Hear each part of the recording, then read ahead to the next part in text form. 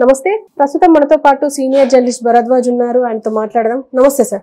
నమస్తే సార్, తమిళనాడులో ఒక చిన్న గ్రామంలో కల్తీ సారా దాగి ఫస్ట్ ఇద్దరు చనిపోతే పోలీసులు పట్టించుకోలేదని, మళ్ళీ అదే సాగుకొచ్చి కొంతమంది తాగి చనిపోయారు అని చెప్పేసి ఒక ఆరోపణ ఉంది. అండ్ అది కూడా చాలా వార్తలు వస్తున్నాయి. దీనిపైన సినీ రంగం కూడా మాట్లాడుతున్నారు, కానీ ప్రభుత్వం ఇంకా దాన్ని చెల్లించడం లేదు అని చెప్పేసి వార్తలు వస్తున్నాయి. అసలు ఏం జరుగుతుంది అంటారు సార్? అంటే అన్నాడీఎంకే నిన్న సభలో గొడవ చేశారు, వాకౌట్ చేశారు దీనికి సంబంధించి. అయితే 57 మంది మరణించారు కల్తీ సారా తాగే అనేది ఇష్యూ అక్కడ.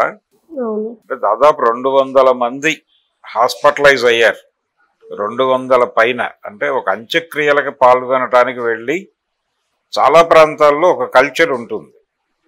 ఆ కల్చర్ ఏంటంటే అంత్యక్రియలు పూర్తయిన తర్వాత శ్మశానంలోనే తాగేస్తారు, తాగి బయటకు వస్తారు. ఇది ఒక కల్చర్ చాలా చోట్ల ఉంది. ఇక్కడ తెలంగాణ, ఆంధ్ర ప్రాంతాల్లో కూడా కొన్ని గ్రామాల్లో ఉంది. అది కొన్ని కులాల్లో చాలా పర్టికులర్గా పాటిస్తారు దాన్ని. అదే ధోరణి అక్కడ ఉంది. ఆ కల్చర్ ఉండటం వలనే వాళ్ళు ఆ రోజు అక్కడ వాంటెడ్గా నాటు సారాయే తాగుతారు. ఇక్కడ కూడా అదే చేస్తారు. అయితే మిథనాల్ ఎక్కువగా కలిపి, ఎక్కువ డోసేజ్లో కలిపినటువంటి సారా తాగారు వీళ్ళు. అదే కల్తీ.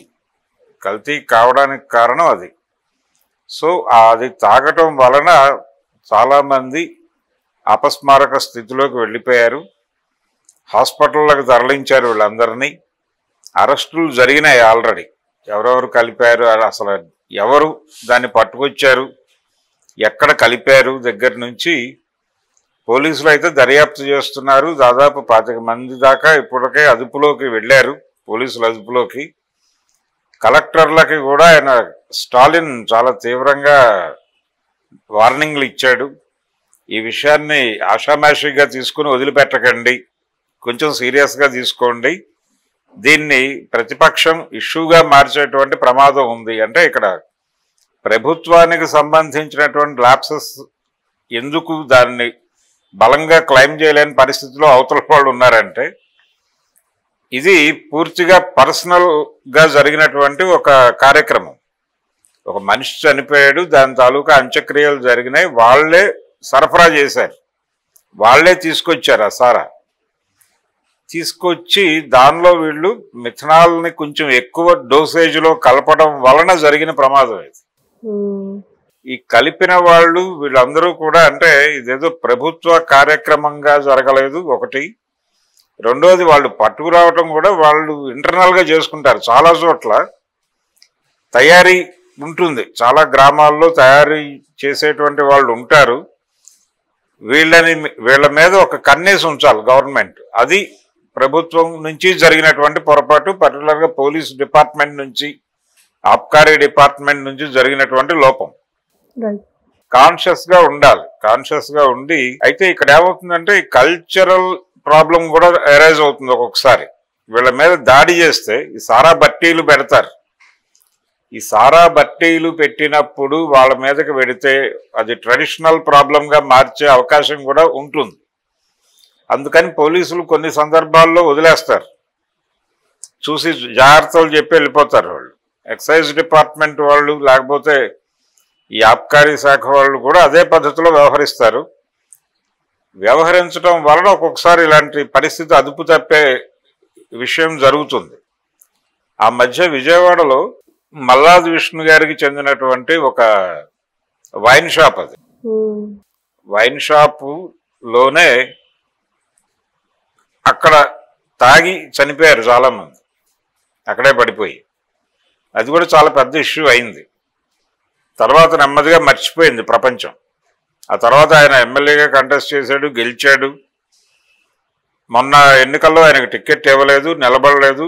కాబట్టి గెలుపు ఓటములతో సంబంధం లేదు, ఆయన వైసీపీలో ఉన్నాడు ఇప్పుడు. ఇలాంటి సంఘటనలు జరిగినప్పుడల్లా రియాక్ట్ అవుతారు. రియాక్ట్ అయ్యి ఆ తర్వాత మర్చిపోతారు, ఎవరు పట్టించుకోరు. ఇది ఇక్కడికి వచ్చేసరికి ఈ కేసు తమిళనాడులో ఇప్పుడు జరుగుతున్నటువంటి కల్తీ సారా వివాదానికి సంబంధించి అయితే చాలా సీరియస్గా పట్టించుకోవాల్సిన ఇష్యూ ఇది.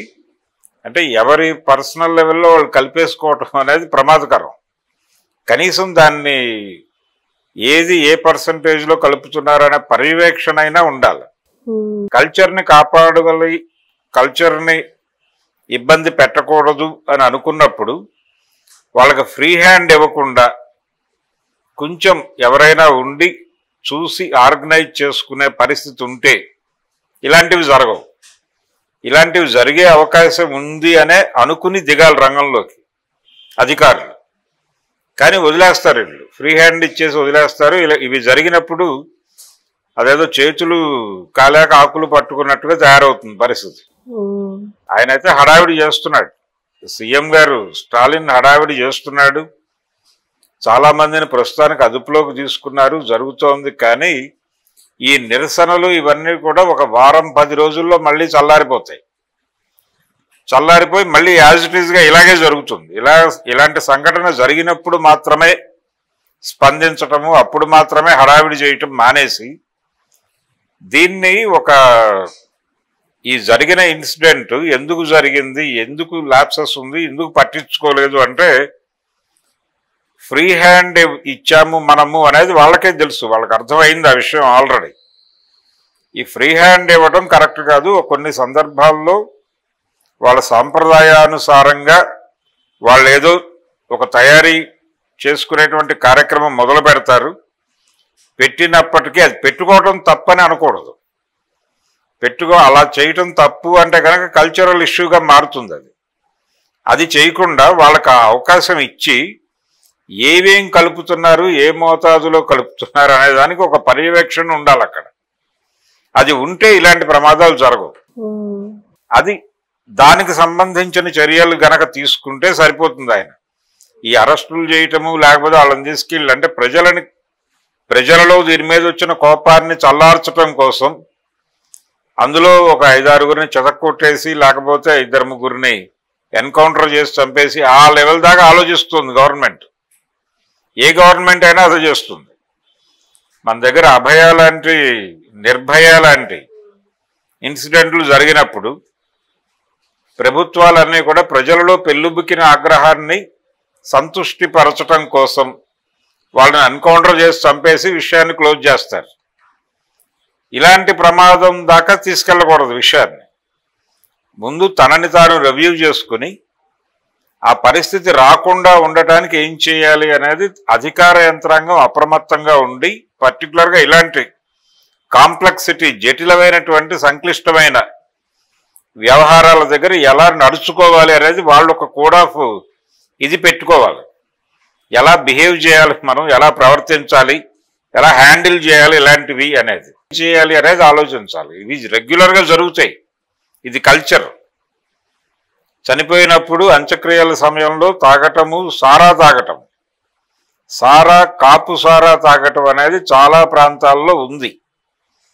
దాన్ని కాదని అంటే వాళ్ళు హర్ట్ అవుతారు.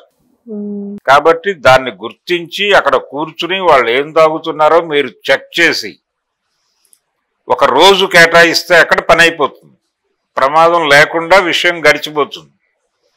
అది వదిలిపెట్టేస్తే ఇలా మొత్తం రాష్ట్రం అంతా ప్రోగ్రాం కింద మారుతుంది.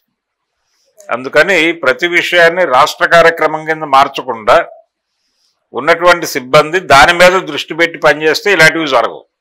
అంతే. Okay sir, thank you.